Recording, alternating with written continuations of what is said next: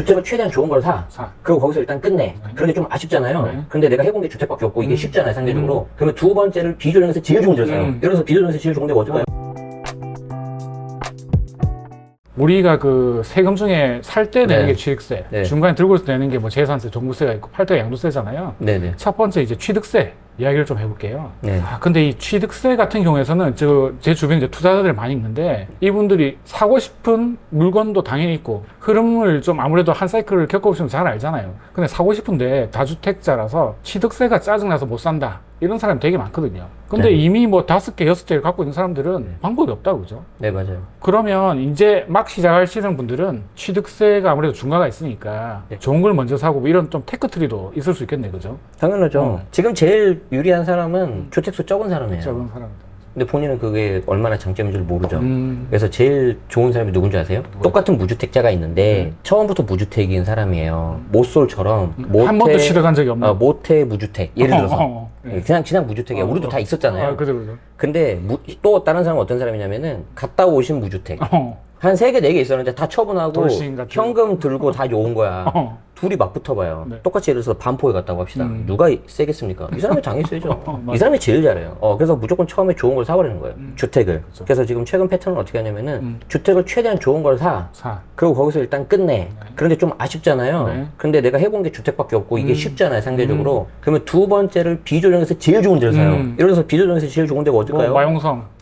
용 빼고. 용 빼고. 아니, 마성이네. 그리고 원래 강남 사고 있었잖아요. 강동구도. 그리고 이제 서반포라고 우기고 있는 동작. 동작. 네. 그리고 이제 요즘에 최근 전세가가 엄청 올랐던데, 광장동. 광장동에 광진구 좋죠, 광장동. 네. 그러니까 이제 현재 조정에서 바로 옆에 있는 녀석들. 이런 쪽을 빨리 그냥 먼저 사버리는 거예요. 그럼 두 개 딱 세팅 끝났죠. 그죠. 자, 그리고 여기 하나 더 사면 이제 무조건 최소 8% 나오잖아요. 그죠. 그러니까 멈춰버리는 거예요. 그렇지. 근데 이게 제일 속 편해요. 이게 제일 속 편해. 자, 그런데도 행복하게 계속 돈이 와. 막 뭔가 현금이 생겨. 그 와중에도 네, 돈이 그 계속 와중에. 왔어. 자, 그러면 그 두 개가 갈리는데 흥미진진합니다. 하나는 이제 8%, 12% 내고 들어간다. 아니면은 나 도저히 이건 못 낸다. 그냥 4%만 내고 들어간다. 예를 들어서 토지, 상가, 건물, 비주택. 이런 쪽으로 가는 거죠. 그래서 이제 요게 태클을 이제 딱 나눠 타는 거죠. 그래서 이제 제 주변에 정말 초고액 자산가분들은 그냥 똘똘이 하나 딱 받고요. 최소 반포, 아니면 한남동. 그 다음에 이제 건물로 넘어가죠. 건물로. 오케이. 예, 그래서 이제 그렇게 해서 그냥 끝내시는 분들이 계시고, 그리고 얼마 전에 제가 좀 프라이빗한 좀 뭔가 세미나를 했는데 아주 좋은, 아주 최상급 입지를 이미 가지고 있어요. 단지 명의나 이런 데 말하지 않겠습니다. 여러분이 생각하는 거기에요. 거기. 그건데 하나를 더 갖고 싶어 하는 거예요. 이분 지금 1주택 상태. 이미 갖고 있어. 그러니까 하나 들었다. 그렇죠. 플러스 1. 그런데 이제 그거를 갖고 있으면 이제 나중에 좀 정비 사업 이슈가 있으니까 현금 청산 당할 수 있잖아요. 그래서 이걸 가지고 이제 다른 명의로 좀 어떻게 해보는 무슨 방법이 있겠냐. 법인 같은 경우. 이미 하나는 재개발 갖고 있구나. 아니죠. 정비사업 갖고 있다고. 재건축이지. 재건축. 네, 재개발 말고 재건축이지. 재건축. 그런데 이제 그걸 가지고 이제 또 법인을 하려고 해서 이제 취득, 보유, 양도 단계를 제가 다 검토를 한번 해봤어. 답이 안 나와요. 엄청 빡세게 한번 했었거든요. 네. 어쨌든 이제 요렇게도 저렇게도 해보니까 결국에는 그냥 하나 갖고 있는 게 속 편하고 이제 가끔 가다가 우리 구독자분들 중에서도 이런 분 계실 것 같은데, 야, 내가 8% 12% 내도 내가 나중에 그 양도차익에서 공제가 다 되니까 난 할 거야 하시는 분이 있는데, 네. 그걸 제대로 정말 절세 효과가 어느 정도인지를 알고 들어가신 분들 제가 거의 못 봤어요.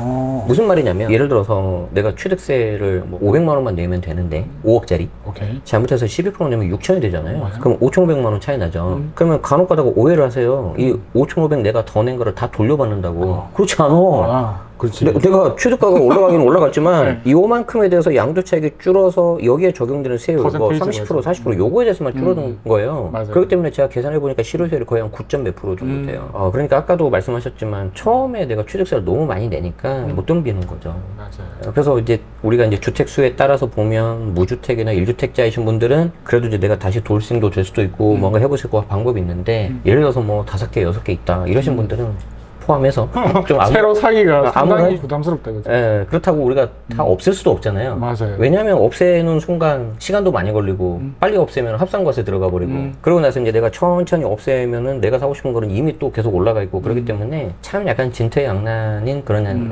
시기다. 이렇게 좀 말씀드리고 그래도 이미 싶어요. 갖고 있는 거는 더 이상 취득세가 낼 필요 없으니까 맞아요. 정부세 걱정만 하면 되는 거잖아요. 맞아요. 그래서 방금 굉장히 중요한 말씀하셨는데 앞으로 다주택자 포지션이신 분들이 정말 체크해야 되는 게 뭐냐면 보유세예요. 그래서 아마 이제 우리 지난 정부에서 봤었잖아요. 네. 양도세 중과를 딱 해서 퇴로를 막아버리는 거죠. 그렇죠. 그래서 내년 5월 9일이 엄청 중요합니다. 연장될지 안 될지가. 맞아요. 잠깐만. 이게 또 네. 궁금한 게 궁금하시고 네, 있는 게 내년 5월 9일 전까지는 양도세 중과가 아니잖아요. 아니에요. 2년 이상. 그러면 지금 이제 강남 걸 팔아도 그냥 일반 과세가 그죠? 당연하죠. 지금 상황에서는. 그래서 지금 그걸 약간 모르는 사람이 있어요. 그래서 지금 강남 다주택자들 잘 들으셔야 돼요. 그러니까 그걸 모르는 사람이 있어. 예를 들어서 강남 같은 경우는 아무래도 상대적으로 중대형에 대한 선호도가 높기 때문에 네. 내가 만약에 두 채를 가지고 있는데 이게 좀 혹시라도 나중에 보유세가 많이 나올 게 두렵다. 그렇잖아요. 그러신 분들은 내가 좀 갖고 있는 것 중에 좀 상대적으로 메리트가 떨어지는 뭐 중소형 20평대 같은 거를 팔 수도 있어요. 근데 이게 양도차익이 5억일 때 그냥 팔면 대략 한 2억 정도 세금이 그렇죠. 나오는데 2주택 중과 들어가면 4억 나옵니다. 그렇죠. 그래서 이제 네. 중과되기 전에 그러면 할 생각이 중과되기 있으면- 전에 내가 팔아야 되냐 아니면 좀 버티거나 베팅을 해야 돼요. 맞아요. 자, 예를 들어서 항상 이럴 때 우리가 시나리오로 가야 되잖아요. 맞아요. 오케이, 난 이거 팔면 다시 못 사니까 보유, 콜. 콜. 자, 했어. 그런데 갑자기 보유세가 이렇게 쫙 올라가 버리는 거예요. 예를 들어서 2주택 중과 들어가는 거죠. 지금 3주택부터 중과인데 종부세가. 그렇게 될 수 있잖아요. 그렇죠. 3년 후 대선 때. 음. 그렇죠? 자, 그렇게 되면은 이제 팔아야 되겠잖아요. 그럼 이제 팔아야 되는데 중과를 또 맞잖아요. 양도세 중과를. 그러니까 양쪽에서 얻어 터지는 거예요. 그러니까 그럴 바에는 빨리 처분하는 게 나을 수도 있다는 거죠. 그런데 사람 일을 어떻게 알아요? 모르죠. 팔았는데 뭐 생각보다 뭐 보유세도 안 오르고 맞아. 뭐 또 계속 연장되고 그럴 수 있기 때문에 이래서 이제 부동산이 어려운 건데 그래서 아까 말씀드린 것처럼 어떤 물건이냐에 따라 물론 다른데 뭐 예를 들어서 강남에 30평대, 20평대 두 개 갖고 있다. 팔아서 더 좋은 거 하나를 가버리더라니까요. 오케이. 제 주변에 계신 분들은. 그래서 이제 이게 계속 이 현재 지금 양극화가 심해지는 굉장히 안 좋은 그런 맞아요. 거죠. 그래서 서울 네. 신축에 비싼 애들은 지금 네. 천정을 뚫고 계속 올라가고 있는 맞아요. 상황이 딱 그런 상황이다. 그죠? 저는 약간 개인적으로 좀 거품이 있다고 봅니다. 그렇게 생각 안 하십니까? 당연히 거품이 있죠. 왜냐하면 그 수요가 한정될 수밖에 없어요. 맞아요. 실제 모태 무주택자 그리고 돌싱 여기밖에 없단 말이야. 근데 우리 같은 다주택자들은 이제 팔고 와야 되는데 합류가 힘들잖아요. 맞아요. 에너지가 분명히 한계가 있을 거라고 저는 생각합니다. 그래서 이제 지금 서울에 곧 평가되고 있는 아파트들은 진짜 좀 많이 거품이 좀 아, 네, 있는 그거는 느낌이- 조금 좀 조심할 필요가 있다고 좀 생각합니다. 네, 취득세 이야기하다가 뭐 종부세, 양도세 이야기했는데 그거 네네. 이제 뒤에 조금 더 이제 자세히 하고요. 네네네. 어쨌든 지금 다주택자들은 취득세를 내고 들어가기에는 여전히 좀 불안한 그런 불안하죠. 상황이고, 네네. 그리고 주변에 취득세 중과를 내고도 투자하는 네. 사람이 있나요? 처음엔 있었어요. 처음에 처음엔 좀 있었어요. 맞아요. 그때 그 꺾이기 전에 그때 안 해. 처음에 두 가지 경우가 있었는데 네. 꺾이기 전에 네. 맞아요. 그런데 두 가지가 뭐였냐면 아까 제가 말씀드린 전체가 다 공제되는 걸로 착각한 사람. 그렇죠. 그렇죠. 이제 그 사람들이 좀 절반 정도 되고요. 어. 두 번째는 굉장히 호기롭게 들어갑니다. 내가 아이, 흐름 뭐, 투자도 했기 때문에 요거 들어가서 수익 요 정도 나면 내가 플러스야 해서 들어갔는데 그런 말 있잖아요. 누구나 그럴싸한 계획은 있다. 맞기 전까지. 이제 그렇게 돼버린 거예요. 그래서 이제 제대로 다 맞았죠, 그 사람들. 네, 그래서 이제 좀 지금 같은 경우에는 8% 12%가 굉장히 큰 부담이기 때문에 조금 신중하셔야 되고요. 이제 그러면 이제 좀 아쉬운 게 저도 마찬가지지만 뭔가 그래도 우리가 지금 씨앗을 뿌려야 한 4년, 5년 후에 뭔가 이게 가져가는 게 맞아요. 생기잖아요. 그래서 저도 이제 매년 1년에 최소 하나씩 등기를 친단 말이에요. 그래서 올해도 지금 얼마 전에 쳤고. 근데 이제 내년에는 저도 약간 가물가물해 좀 어떻게 하지 이거? 어떻게 해야 되지? 그렇지. 예. 양도세 중과 그거 풀릴 수도 있고. 그리고 이제 당장 취득세 이제 먼저 내가 내고 나중에 기다려서 내가 가져와야 되니까 이게 현금으로 측면에서 좀 좋지가 않은 거죠. 그래서 조금 그런 부분에 있어서는 아이고, 최근에 사신 건 네. 중과 내고 산 거예요. 또 코멘트 하겠습니다. 네. 알겠습니다. 네, 그냥 뭐 그 정도만. 네, 저도 이제 산 지가 좀 오래돼가지고. 어쨌든 뭐 계속 산다. 사기는 산다. 물론 팔기도 팔고. 네. 그런데 갑자기 눈물이 앞을 가요. 에이씨. 어쨌든 그러는데 계속 뭔가 활동을 하셔야 돼요. 개인 명의도 그렇고, 뭐 법인은 사자마자 12%니까 12.4%. 법인은 지금 신규로 주택을 사는 거는 거의 자살행위예요. 그죠. 왜냐하면 취득세가 12%가 곧바로 들어가지만 100번 양보해서 취득세를 내고 버텨서 수익을 낼 수도 있어요. 정말 내가 흐름 투자를 잘 한다면. 근데 뭐가 문제냐면 종부세가 종부세. 문제예요. 그래서 종부세를 피하시려면 진짜 호기로운 사람은 그 1년 사이에 네. 판다. 매매업으로 가셔야 돼요. 네. 그래서 제가 17년, 18년부터 네. 부동산 법인 굉장히 많이 인기 있었잖아요. 네. 저는 그때부터 제 강의할 때 이거 무조건 갭 투자하지 마라. 법인 같은 경우 무조건 매매업을 해라 그랬어요. 개인 매매 사업자 말한 거죠? 아니 법인도 잠깐만. 그러니까 법인 매매요? 당연하죠. 제가 그때 일부러 법인 같은 경우에는 따로 특강을 안 했어요. 왜냐하면 다 갭 투자였기 때문에 그때 좀 나왔던 유행하는 방법들이 잠깐만. 그때 유행했던 게 법인 갭 투자였고. 법인 갭 투자였잖아요. 매매업은 뭘 말하는 거죠? 그냥 단타 치는 거죠. 아까 말한 것처럼. 예, 단타의 의미를 그러니까 말하는 개인 거구나. 매매 사업자처럼. 그런데 그게 제일 좋았어요. 그래서 예를 들어서 내가 5억짜리를 산다, 지방에. 근데 요 지방에 한 6개월 정도 있으면은 올 것 같다. 그러면 잔금 치르는 거죠. 공시로 놔두고. 네. 그런 상태에서 오면 투자자들이 맨 먼저 오잖아요. 그럼 거기서 조금 남기고 파는 거예요. 맞아요. 이게 이제 그렇게 알려져 했- 있었는데 솔직히 네. 미래는 모르니까. 근데 네, 사람들이 돈이 없잖아, 그죠? 네, 그래서 갭 투자를 투자라는 거지. 그렇다 다 묶여버렸잖아요. 그래서 굉장히 좀 조심을 해야 되는 상황이고, 그러니까 정리하자면 법인 명의로 지금 주택을 신규 취득한다? 거의 자살행위예요. 1년에 1억 오르잖아요. 예를 들어서 5억짜리 사서 6억이 되잖아요. 2천 남습니다. 제가 계산 다 해봤습니다. 법인으로 하면. 맞아요. 이게 답이 없어요. 일단 그 공시가에다 6%에 해당한 종부세 내야 되고 취득세 내고. 뭐 지금 답이 없기 때문에 네. 그렇게 하고요. 그러면 내가 이미 취득한 경우 있잖아요. 다행히 12% 취득세는 안 낸 안 케이스. 냈어. 이미 갖고 있어. 종부세가 이제 몇백 몇천 나오고 있죠. 맞아요. 정리하세요, 빨리. 저도 지금 하나 남았어요. 정리 계속 하고. 많이 정리하셨구나. 예, 예, 예. 제 주위에 제일 많이 난 사람 7억 봤어요. 네. 1년에. 어떻게 보면 미친 거다, 그죠? 그러니까 이제 그렇게 될 줄 모르셨죠, 당연히. 네. 그런데 이 경우에는 좀 과감하게 저는 좀 의사결정을 하셔야 된다고 봐요. 그래서 지금 법인 같은 경우에는 주택 신규 취득은 좀 아닌 것 같고, 이제 그러면 이제 비주거용으로 가야 되는데, 토지는 좀 말이 안 되고, 그럼 남아있는 게 업무용, 상가 이런 거밖에 없단 말이에요. 네. 뭐 이거는 이제 좀 다른 관점에서 접근해야 되니까. 근데 요새 그 강남 쪽에 원래 그 투자자들 마지막 종착지가 강남 꼬빌이잖아요, 그죠? 네. 그러다가 이제 주택으로 돈 벌고 꼬빌로 갔다가 예, 좀 힘들었잖아요. 예, 예, 그죠? 맞아요. 그러다가 이제 가격이 많이 떨어지고 네, 네. 최근에 다시 좀 맞아요, 이렇게 맞아요, 올라온다는 이야기가 있더라고요. 맞아요. 그래서 어찌 보면은 이제 나중에 좀 금리도 인하되고 하기 때문에 이러신 분들은 좋을 수 있어요. 자금력이 있으신 분들. 그래서 해놓고 공실로 해놓고 떨어지는 상태에서 좋은 걸로 세팅해서 맞춰야 돼요. 이거 할 자신 없으시면 제가 볼 때 안 하는 게 좋습니다. 어떻게 보면 아까 말한 네. 맥락하고 비슷하다. 좋은 거 하나 갖고 있고 나머지 이제 건물로 가서 맞아요. 종부세 회피하고 있다가 지금 네. 어떻게 보면 최근에 좀 싼 게 나왔으니까 네, 네. 요걸 사서 세팅하고 금리도 지금 거의 최고점인 것 같고 네. 이제 뭐 떨어질 일만 남았으니까. 응. 그런데 가장 중요한 거는 세팅해놓고 팔 자신 있어야 된다. 당연하죠. 맞죠. 그래서 제일 중요한, 그렇게 되면 또 뭐가 좋냐면, 관리하기가 편해요. 관리하기가 편해. 뭐 상대할 것도 별로 없고. 맞아요. 그래서 이게 지금 저도 약간 이게 걱정되는 게 뭐냐면, 이 취득세 중과가 지금 2020년 8월 달에 개정이 됐는데, 벌써 지금 4년이 넘었는데 지금 계속 가고 있잖아요. 네. 그동안에 좀 부동산 시장도 많이 바뀌었고. 그런데 지금 뭐 여소야대 같은 특수한 상황도 좀 있고 해서, 이게 자칫 잘못해서 뉴 노멀이 될 수가 있어요.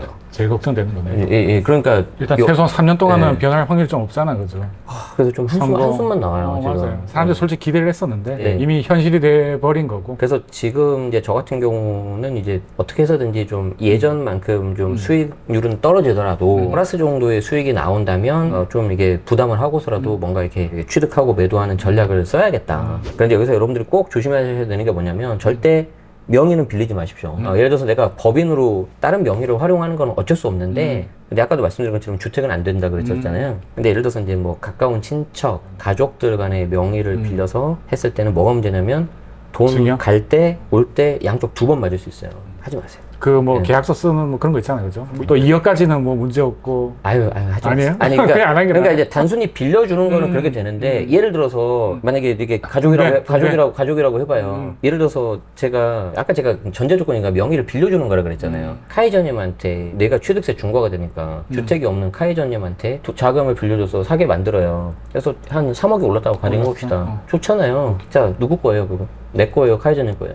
이게 이제 그 배분할 때가 항상 문제가 이거 생겨요. 내 거예요, 카이저님 거예요. 그래서 카이저님이잖아요. 명의가 우선이긴 하죠. 주장하면 그냥 당연하죠. 명의 이 사람 우선이니까. 거예요. 이 사람 거기 때문에 여기에서 내가 그 3억 오른 거에 대해서 얼마를 가져올 수 있냐. 가져올 수 있는 방법이 컨설팅 수수료밖에 없어요. 내가 이 사람한테 컨설팅을 잘 해줬기 때문에 여기에 대해서 내가 좀 일부 가져오겠다. 제가 아무리 잘 봐도요. 10% 20%밖에 안 됩니다. 근데 그 약정을 예를 들어서 네. 수익의 50% 가져온다 써도 말도 안 돼요. 그건 안 되는 이제 이야기다. 그런 경우에는 거의 맞아. 명의 신탁으로 갈 수 있어요. 실질이 나라는 제네시스 받거라는 거지.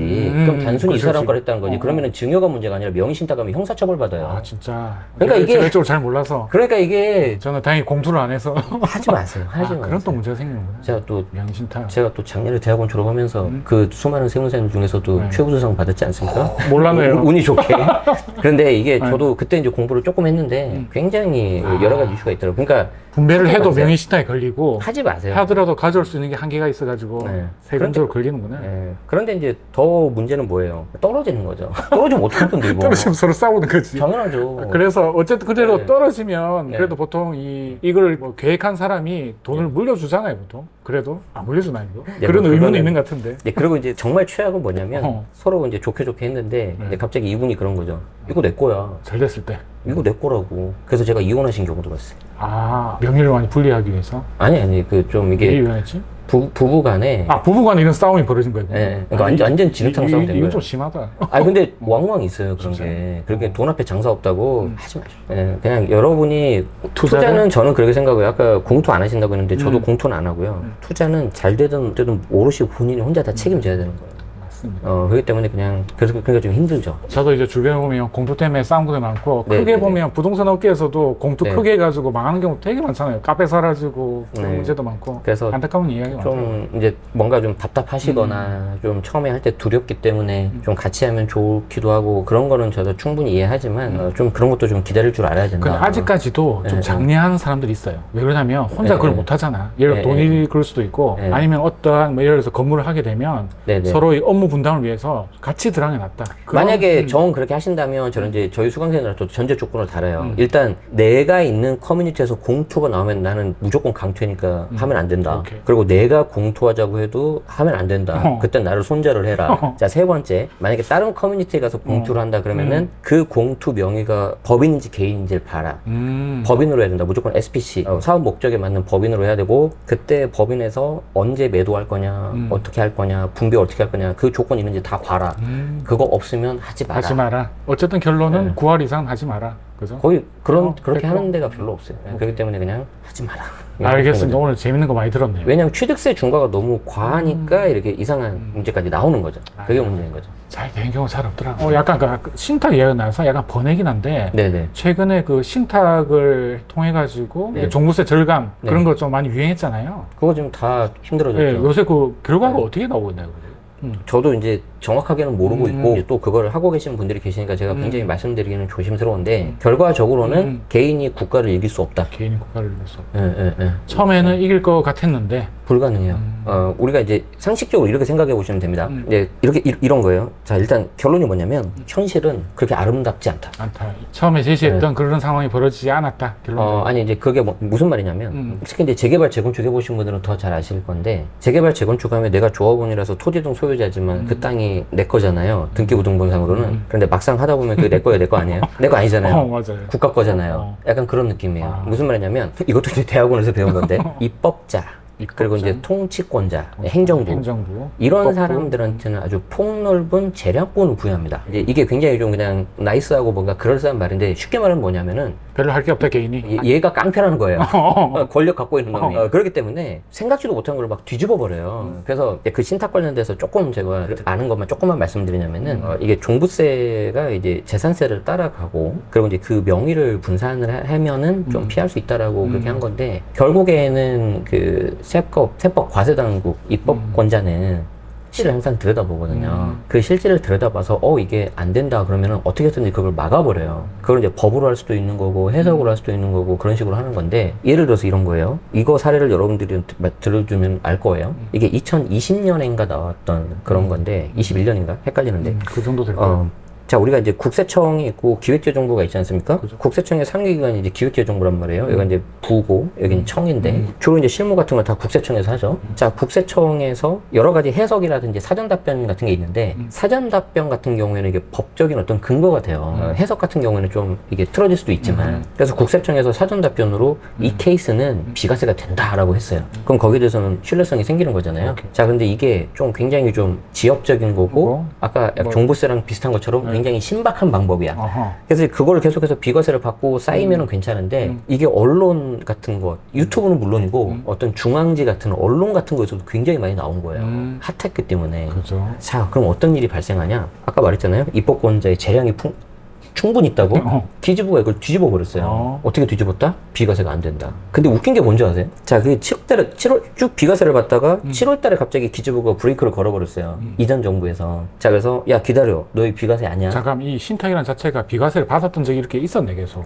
지금 나는 양도세 비과세 얘기하는 거예요. 신탁 말고. 오케이 다른 이야기. 이게 사례를 보여주는 거예요. 이만큼 할 수 있다는 거예요. 예, 예. 그러면 이걸 빗대면 신탁도 그렇게 된다는 거죠. 자, 그럼 봐요. 양도세 비과세를 내가 계속 받아왔어요. 신박한 방법으로. 국세청 해석에 따라서, 사전 답변에 따라서. 네. 근데 위에 있는 큰형님이, 야, 너희들 멈춰. 이거 내가 비과세 안 할 거야. 하고 일단 보도자료를 내요. 보도자료는 법적 근거 하나도 없어요. 근데 일단 홀딩이야. 스탑이야. 분위기 자, 좋군요. 그럼 이제 7월달에 딱 스탑이 됐어요. 그럼 이제 뭔가 기재부에서 빨리 답변을 해줘야 되잖아요. 늘어져. 8월, 9월, 10월, 11월이 돼요. 자, 그럼 이때 한 4개월 정도 지나죠. 자, 그럼 이 경우에 카이자님 같은 경우는 그 신박한 방법으로 내가 비과세를 위험을 무릅쓰고라도 받으실 거예요? 아니면 일단 기다려볼 거예요? 일단 기다릴 것 같아요. 뭐 일단 기다리겠죠. 분위기가 바뀌고 있으니까. 10명 중에 7, 8명이 기다렸어요. 근데 그 중에 용자분들은 한두 명은 그냥 비과세를 받아버렸어.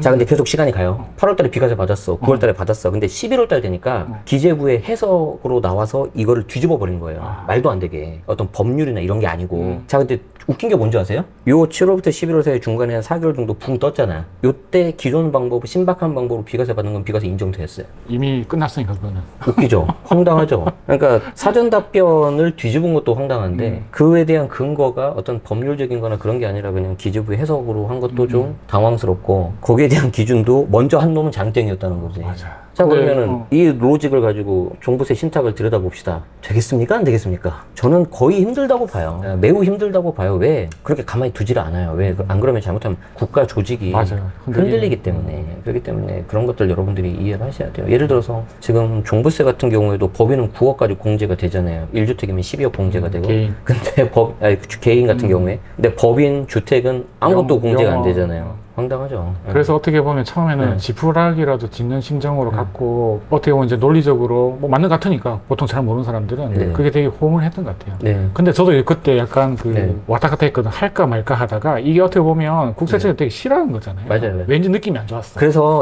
저는 안 했어요. 이렇게 솔직히. 생각하시면 돼요. 아까 왠지 느낌이 안 좋았다고 그랬잖아요. 그 말이 맞고요. 여러분들은 이렇게 생각하시면 돼요. 나한테 되게 유리하고 신박한 방법이잖아요. 안 하시는 게 맞아요. 맞아요. 절대 그걸 가만히 두지 않아요. 그리고 과거에 한 80년대, 90년대면은 통했을지 몰라.